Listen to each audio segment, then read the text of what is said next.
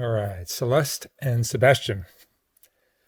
Celeste and Sebastian. Where do you guys grow up? Where are you from originally? Celeste?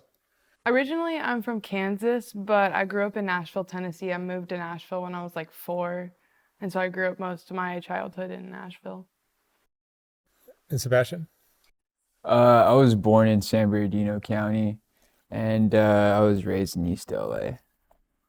Yeah, So spent most of my you life got there. you guys Celeste, you came to LA at what point? Um, this time around, I came in September of last year, but it's not my first time living in LA. Uh, I've spent like time in and out of LA and With your family? other places, huh? With your family or on your own? No, on my own. On your own. Yeah. What was your childhood like with your family? Um, when I was a child, I was adopted at 9 months old. My birth mother did drugs and she got me taken away. Um, and then I was adopted from within my family. My dad, who adopted me, is actually my great uncle. So uh, I basically grew up knowing my parents as my parents and not as my adopted parents. But it was it wasn't bad, but it was definitely rocky. My uh, parents struggle with, especially my mom has struggled with drug use, like both my birth mother and my adoptive mother, um, and is like part of the reason that I spiraled into kind of an opioid addiction because she did opioids and kind of like when I was really young, she let me try one because I had some pain, and so that kind of like sent me down that road. And me and my mother just had a like really rocky relationship. She would just say some nasty, like mean things to me, but I, realized that it's just like from her own unresolved trauma. Because my parents are both in their late 60s, so they grew up like way different than I did, and they both have their own, traumas. But for the most part, like my family was like together. They just recently actually got divorced like this year, which is kind of crazy. But yeah, it was definitely a lot of like emotional abuse and like my parents fighting like all of the time. And um I was an only child too, an adopted only child, so I was always like alone. So kind of took the brunt of it. And I I didn't really get to express my emotions much. What kind of kid were you in high school? In high school, in high school, I was like such a weirdo. Like I've always kind of been uh, yeah, an outcast. I've always kind of been an outcast. Uh, like the first 2 years of my high school experience, I was definitely like kind of like a loner and didn't really like talk to many people. But once got into my like junior year, I started like getting involved more in school. I was in like the ag program, and I did like youth in government, and I was in a play, and I did BNN, which is like when you like do the school news and stuff. And I used to be an anchor for my school news. So it went from me like kind of being like an outcast to like being accepted because I guess like weird kind of became cool. And I ended up my senior year winning the superlative for like most unique. But I never really like had friends. Like I was always alone and like didn't really like talk to people like that. I just kind of was like known, for being that weird girl. Mm. And drugs started for you at what point? So drugs started for me at like I hate to say it, but like 12, like Early. 11, yeah. Wow. Like I've had chronic pain my whole life. Like my mom didn't give me, her drugs because she wanted to get me high. Like I had chronic pain since I was young, and I was in and out of the doctors, having like this crazy stomach pain, having crazy like, joint aches and stuff, like so much to the point where like one year when I was in elementary school, my mom had to go to truancy court because I wouldn't show up to school so much. And so because of all that pain, my mom, when I was like 12, gave me like a pill. And I remember the first time she gave it to me because I was watching Mythbusters. And I thought that the reason I felt good was Mythbusters. So I was like watching that for a while. And then I realized like after a few times, like, oh, like the pill is what is making me feel good.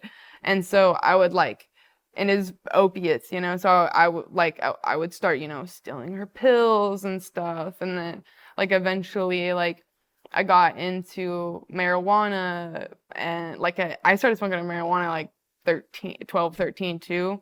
And so I would like smoke that. And, you know, my dad was kind of unaware, you know, but my mom like knew I was smoking weed, and she knew like she would give me like pills now and then. She didn't know I was stealing them and like taking them. They were very unaware that I was stealing them.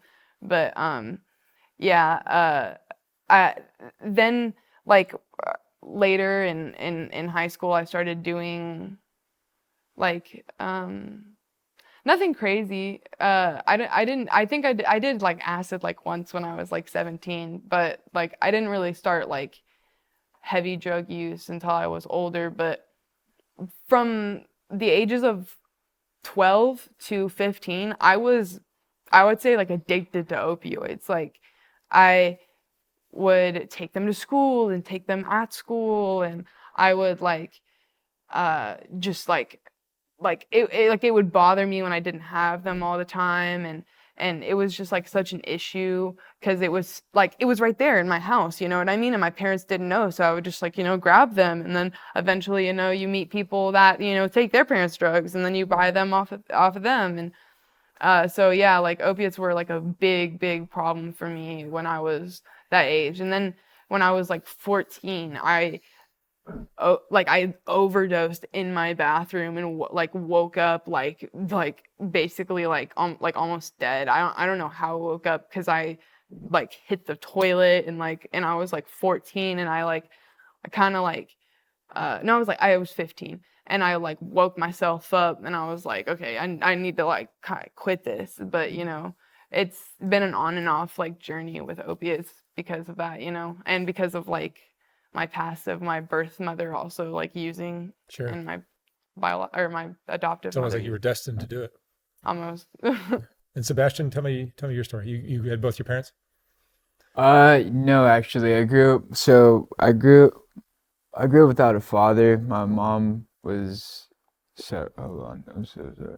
So, my mom raised me as a single mother, and I grew up and I grew up in a household that was super abusive, mentally and physically, and it was hard growing up.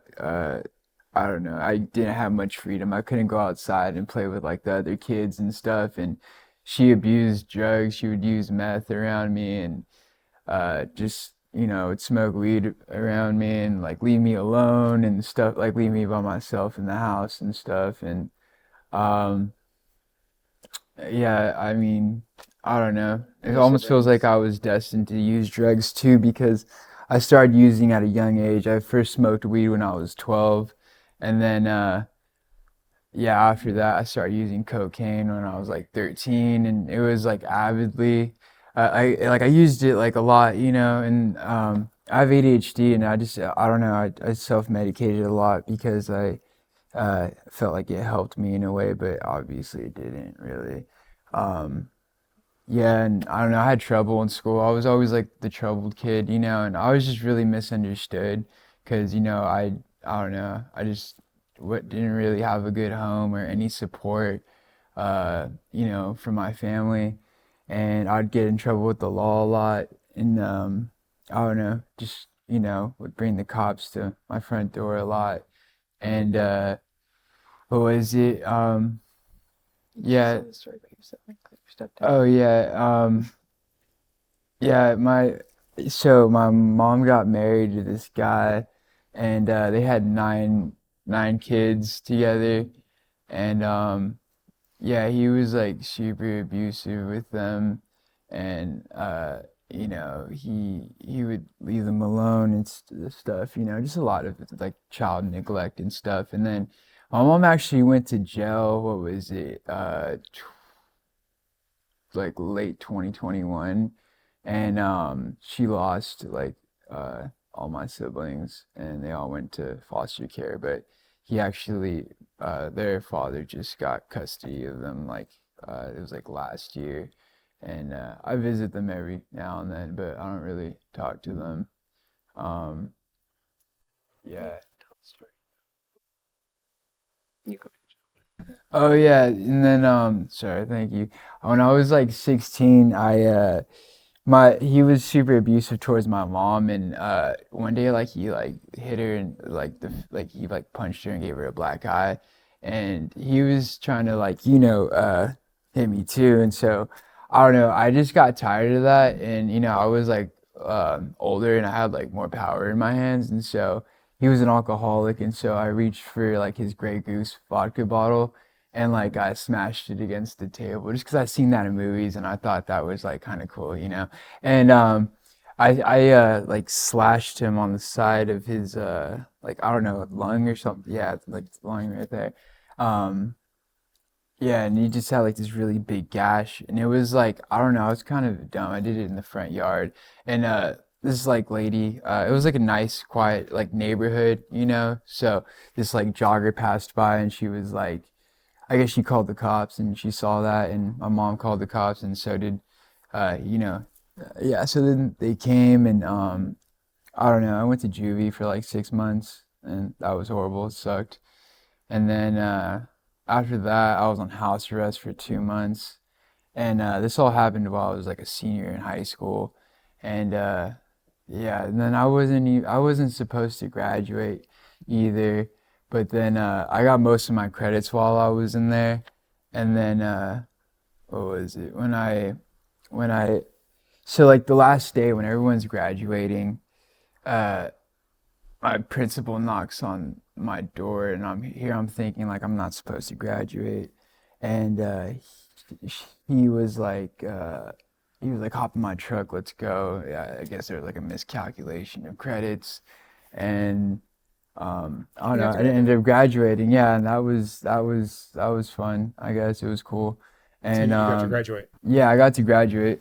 And yeah, I don't know where my high school diploma is. I actually should find that somewhere. But yeah, because I don't You should know. also talk about how you lived with your grandma for a while. Yeah, yeah, well, I'll get to that. But yeah, and then after that, my mom kicked me out.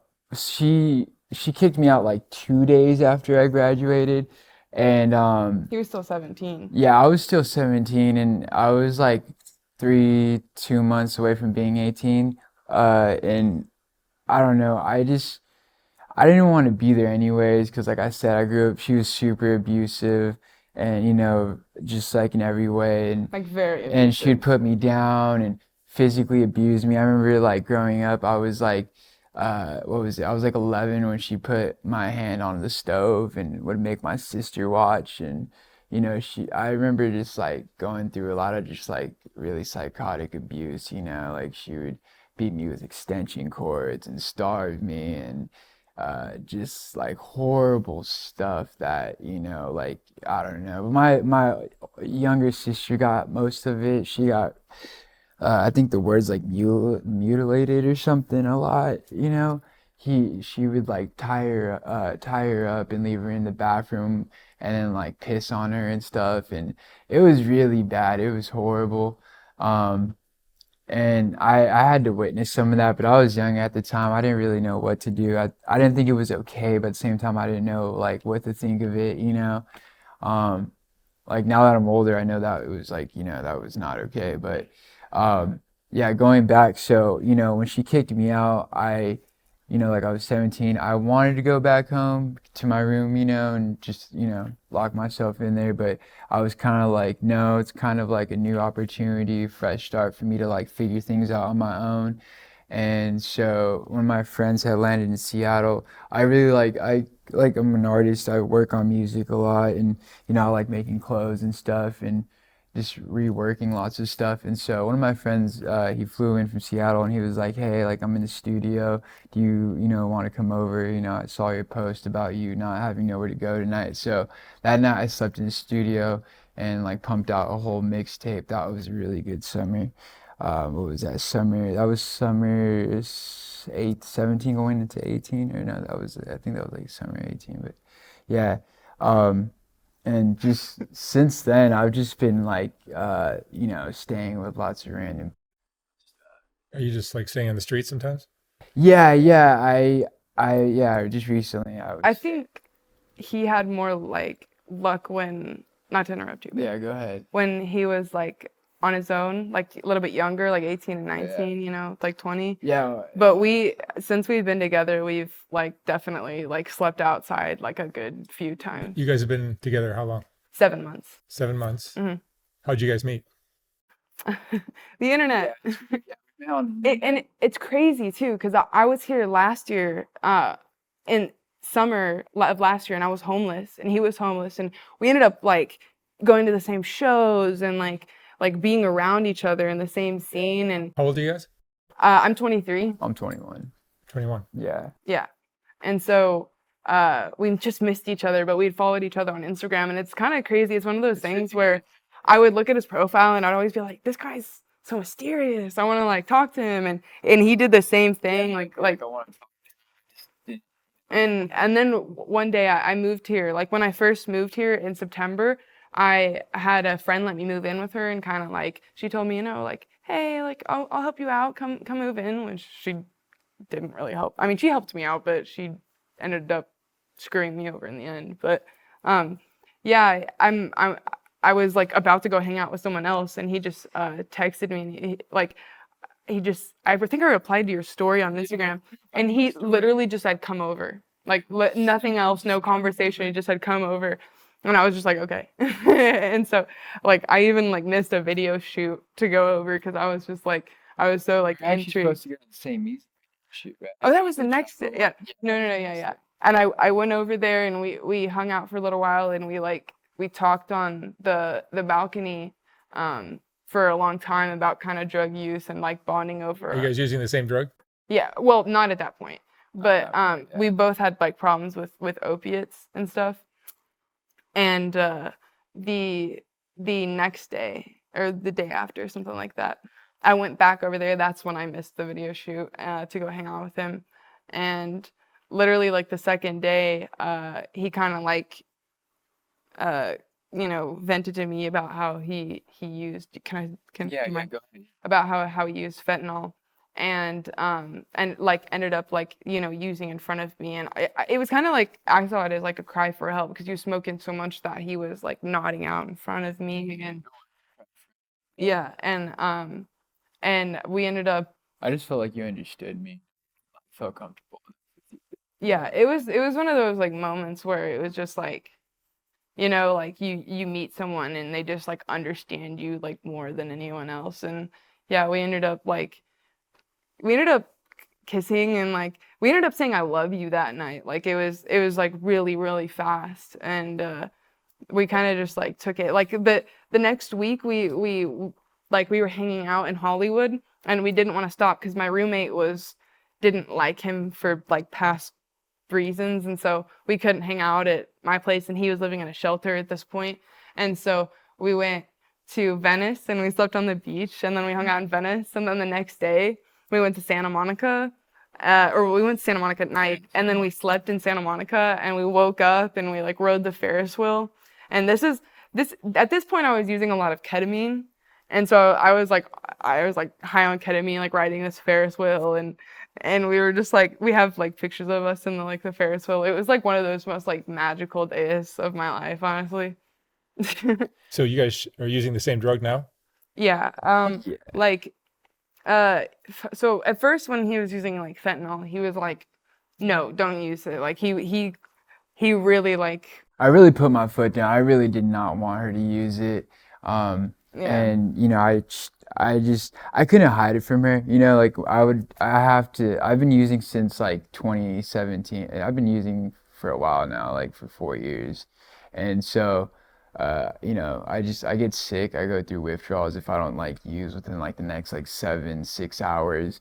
And so there's no way of hiding it, you know. Like one time I was late to at like for a date for us to meet up just because I had to use, you know, before meeting up with her, you know, and you know, it just got to the point to where it was like, you know, just you know, you have to know that I do this, and you know, I'm not using a friend of you, you know, and I just don't want, you know, you to. I know. Yeah, he tried to lie to me about the first day. He tried to like tell me it was like wax or something, but I was like, okay. Tell her it was wax, and But yeah, and he would smoke around me, and at first I was like, I didn't want to, you know, use it. I wanted to like help him get clean and stuff. But like, you know, coming from the mind of like a past opiate and drug addict, you know what I mean, myself, like, I was like, oh, let me like blow the smoke into my mouth, and like I didn't like for the first like October was when we met, and for the first month in October I would just smoke occasionally, and then in November I would smoke occasionally because I remember points in November where I could go days without hanging out with you.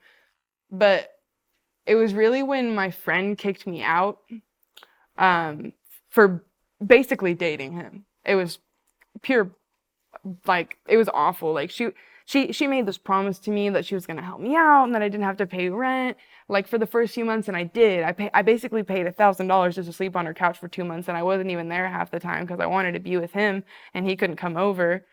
And you know, and I mean, she just had this vendetta against him because like you know past drama and like knowing him through someone else and like you know judging him because he's you know a drug addict. And when she kicked me out, I was like, I didn't like have anywhere to go because like my parents back home are like divorced now and they're selling the house and like don't really you know it's a very toxic environment, like you know what I mean, like at home with my parents, like just like awful, like I should tell a story about how when I went to the psych ward at some I point. want to talk about my drug use, you know.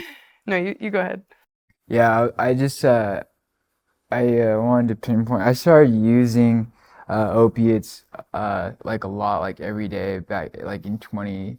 I started using like early 2019, and it was just like like Oxycontin and like yeah, what is it, Vicodins and stuff like that. And then there was like these blue pills. They're called like M30s. They're like fake like fake Percocet, would you call it?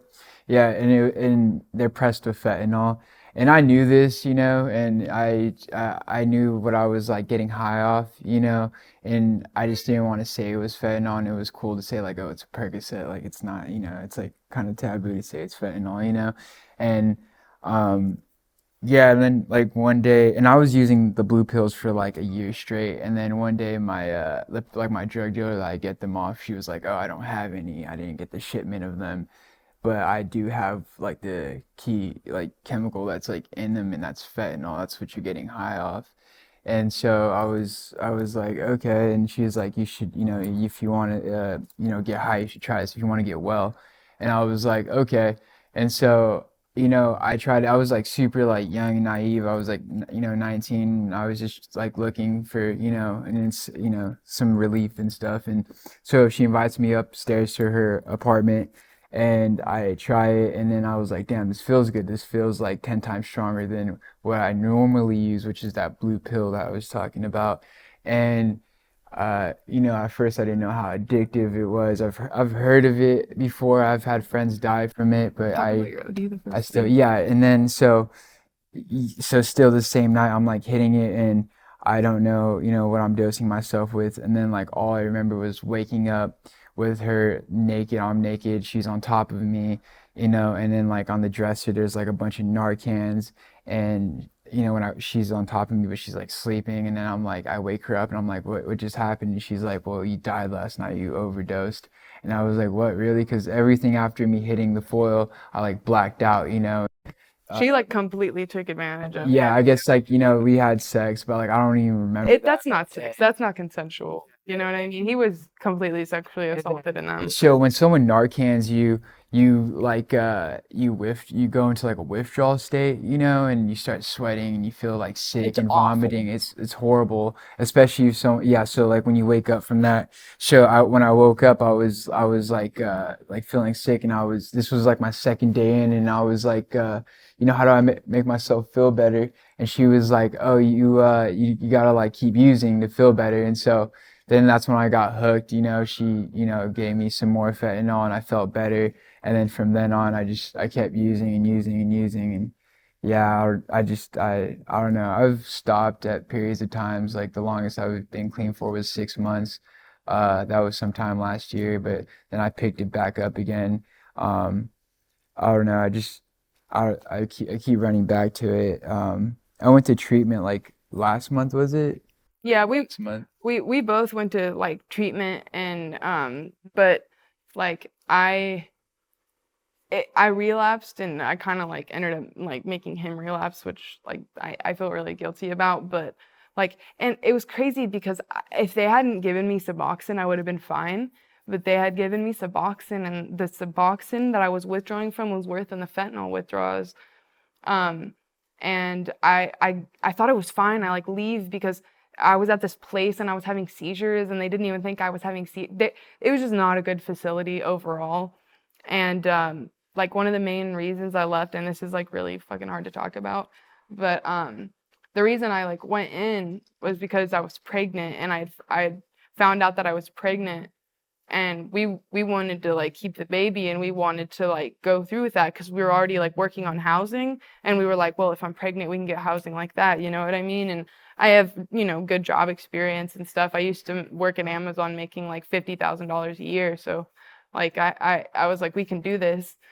And I went to this facility, and I told them that I was pregnant, and they ended up giving me medication I wasn't supposed to have. You're not supposed to take Suboxone when you're pregnant. And I ended up miscarrying in there.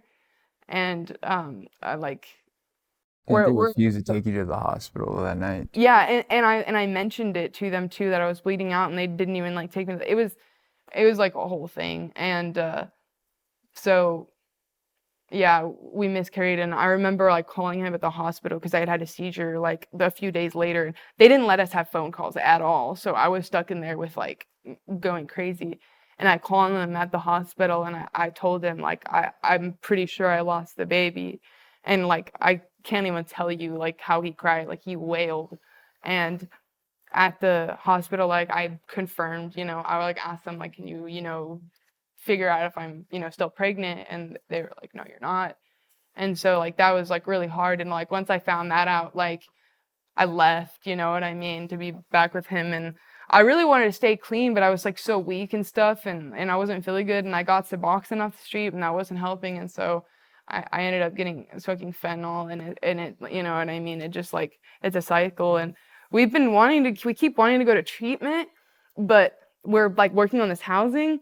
And so we don't want to be in treatment and like this housing. And like, it's just like a few weeks ago, it's like, oh, it's going to be this week. And then last week we thought we were going to move in on Wednesday. And then they were like, oh, Thursday. There's like hiccups in the paperwork, but we're supposed to be getting it this Monday, like for sure. Like, waiting for LA Housing Authority to send over the lease papers, and so we're excited about that. Is it difficult to be in a romantic relationship living this lifestyle? Of course. Yes, of course. That's the story. When like at first, like when I was like really just starting to get addicted in December, we decided like to go to Nashville, Tennessee, where my parents lived, for Christmas, and go to my house. And we thought that we could just withdraw there without them noticing. Dumb. And of course, like they noticed. And so like we withdrew there, but like we literally couldn't take it. Like we were searching on the internet for like fentanyl, because it's really dangerous to withdraw from fentanyl on your own, because it's You could get like seizures and you could die, and and it's so really we were looking for horrible. that, and then we ended up finding somebody with, oh sorry, I touched the mic. We ended up finding somebody with M30s, and then we like smoked those, so we were kind That's of that like blue off pill of I was it. talking about earlier. And so we came back here, and like we ended up like using, obviously. And it was crazy because it was right before Christmas. We go back there, and we were gonna spend Christmas with my family.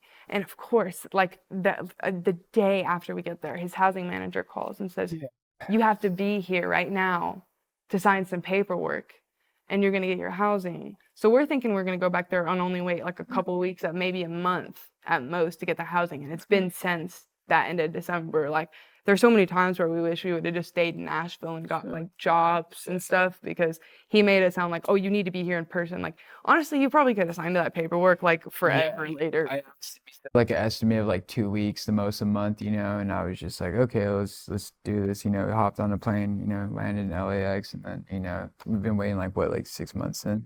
And it was crazy too, because on like we ended up spending Christmas out here, because we came here like on the 21st or 22nd of December when we got back from my parents' house.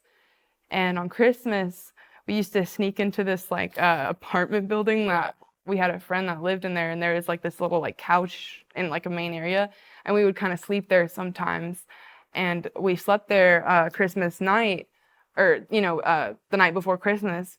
In the morning, like I wake up and we're smoking, and I remember like he was like giving me like little hits, and I was like, let me get a bigger hit, you know what I mean? Because like I was just wanted me to dose her more than usual, Yeah, and I died. Like I was out for, and that wasn't the first time I overdosed, but this was like one of the worst, because he said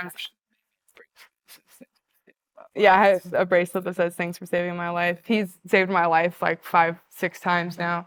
What's the hardest part of this lifestyle? What's the most like? That day when I overdosed on Christmas, he like Narcaned me 3 times and was pumping my chest. And Most people would listen to this and say, well, I got to quit this lifestyle. That's just not an option, right? yeah, I know. Yeah. Like he was pumping my chest and giving me Narcan, and what woke me up, like he said, like he cried and like a tear landed on my face, and that woke me up. But I was praying too. I mean, I'm very spiritual, believe in God and stuff. And the hardest, honestly, like the thing is it's like we do really want to get clean. Like we've like tried multiple times, and I think it's just like the fact that like we had like I know that if I had not lost the baby, we would have stayed clean. Like I have full confidence and faith in that. But that's honestly why I relapsed, because I was really excited, and I really just went cold turkey and like admitted myself into a treatment. But then when she gave me that phone call, I kind of all I've ever known was coping the pain with opiates, and so I kind of just like ran back to that, because I was like, I don't know how to deal with this. My girlfriend's in treatment. She just lost a baby. On the streets, like I don't know, what to do, and to relieve the stress, I just went back to using. It's kind of hard when that's all like when you've done drugs for so long, especially for I know that you've like been around drugs, but for me, like opiates and like specifically have been a part of my life for over 10 years now. So it's like so hard now that I'm on a drug that's like literally so physically addictive and is an opiate, because when I was younger, I was able to like, stop myself when it started getting too bad and I was spending too much money and stuff, and like, but this time it's like, yeah, you might die, and then you like wake up from being Narcan and you're in like the worst pain of your life. I remember when I was in that room, when I woke up on Christmas, I was in the most pain I'd ever felt in my life, probably. Like cold sweats, vomiting.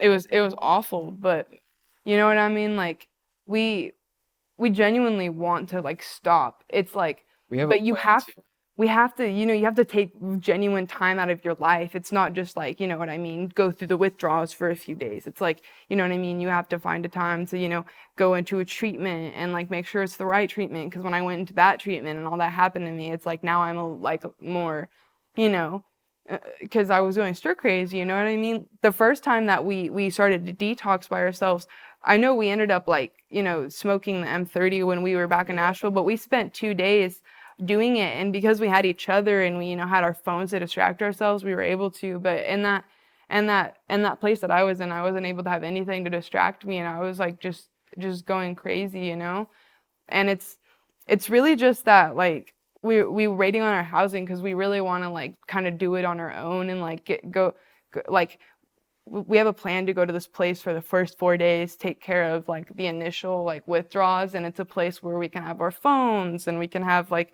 nicotine with us, and we can have like see each other, you know what I mean? So we have those like coping mechanisms. The first 5 days are the worst, so Yeah, and then for the rest of the time, we're just gonna like, go to home, and we've talked about, therapy and you know what I mean, going into like meetings and stuff like that. And it's just like, it's crazy because it's just you get so caught up and so distracted in life because it's like, oh, you have to do this and then you have to worry about this and that, and you know what I mean? And it's sometimes just trying to take a shower is like a half a day task, trying to find some to shower. but I think for the most part, it's just comfortability. It's like what it's just like trying to break that cycle of like pain and like just trying to cope with like the substances. And like because for me, I've always used drugs like since I started using drugs. Can you imagine a life where you weren't using drugs? I can imagine it, of course, like I was like an amazing, like even though I didn't like try hard, I still excelled in school. I had like a 4.0. You know what I mean, did amazing on my writing assessment and While like you were all a this drug stuff. addict?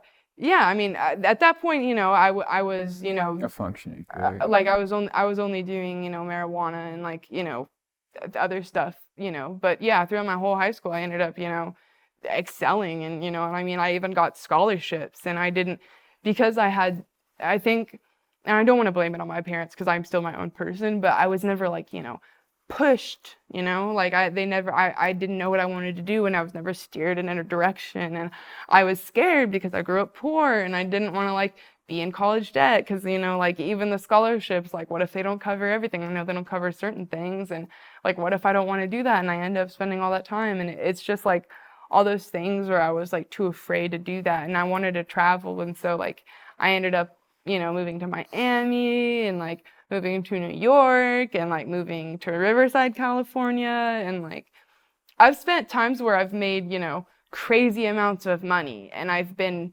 successful. And like just like last year, I was an assistant manager, like working at Amazon, and like was fixing conveyor belts and doing a lot of like amazing like work. And I was making really good money. And even at that point, I was using drugs. Like I was using ketamine. Like I remember there was even one time where I went to work and I was using, and I ended up performing the best out of everyone in the building that day. And I don't know how. It was hilarious. I like saw my name on the board, and it was like number one person who was stowing the best, Celeste. And I was like, are you kidding me? I'm literally, I don't remember I was on ketamine.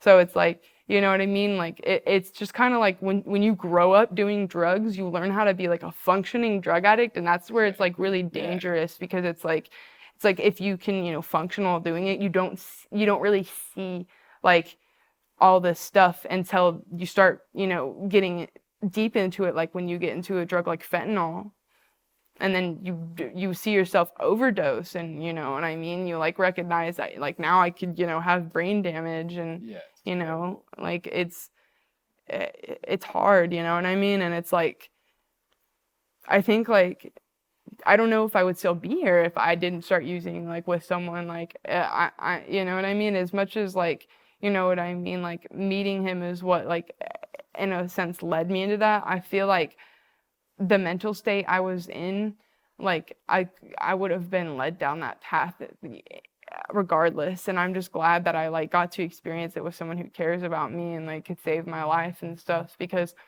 I remember last year, like I went to the psych ward and I had a whole psychosis and stuff, and I remember thinking about trying to use heroin and stuff. And I'm just like, I think everything happens for a reason, and like this is like a lesson, and it's not going to be our whole lives. We really don't want to keep using. We don't want to keep doing this. We don't want to be in this because it's not fun. All right. Celeste and Sebastian, thank you so much for sharing your stories. Thank you. I wish you guys the best of luck. Thank you.